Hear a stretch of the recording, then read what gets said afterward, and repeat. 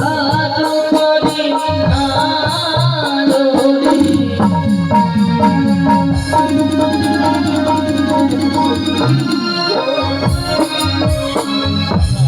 প্রথম ঘাটে দেখি সখী রে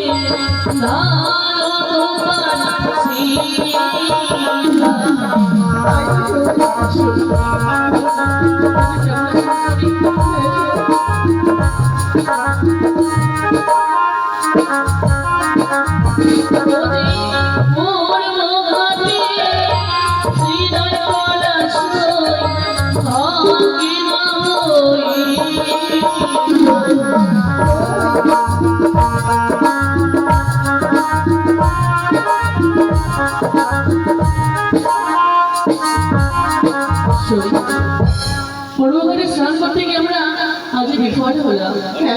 না জানি কি এই ঘাটের মাঝে ধান দ্রৌপদী পুজো করে গেছে। সত্যি বলেছ, এই ধান এই দ্রব্য আমরা লঙ্ঘন করে কেমন স্নানে করি শরীর, কারণ আমরা নবযুবতী কন্যা। হ্যাঁ, এই লঙ্ঘন করে যখন স্নান করে আমাদের অপরাধ হবে। ওনা চলো চলো ওরে সখী মোর দ্বিতীয় ঘাটে যায়।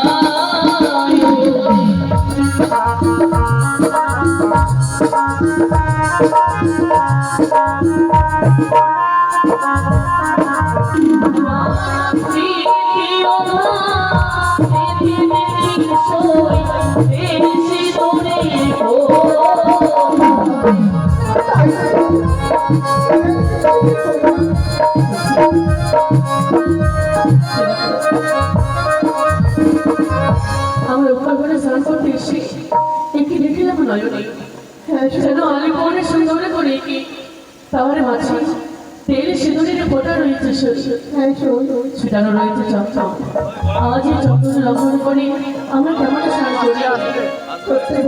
ওরা চলো চলো ওরে সখী মোর পঞ্চম ঘাটে যায়।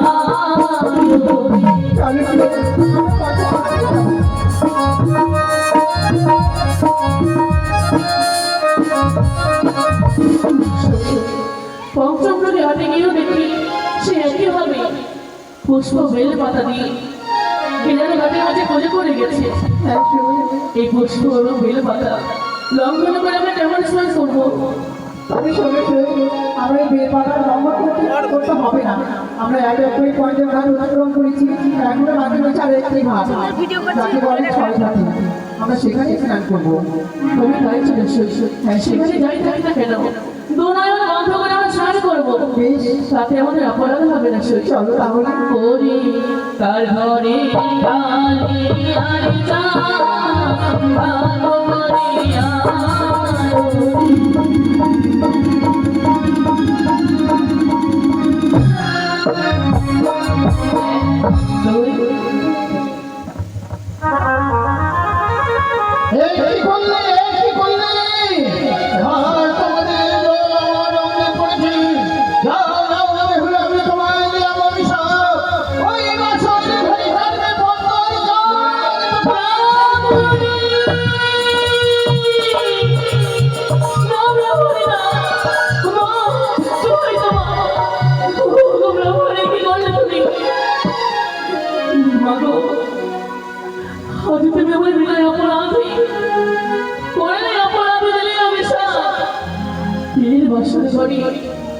হবে বাবা বাপি মহাতারি কাল ভজকি।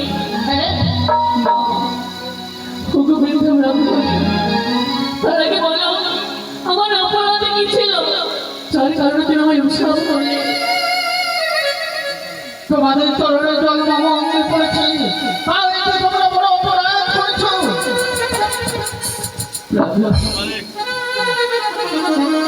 সত্যি অপরাধ করেছে।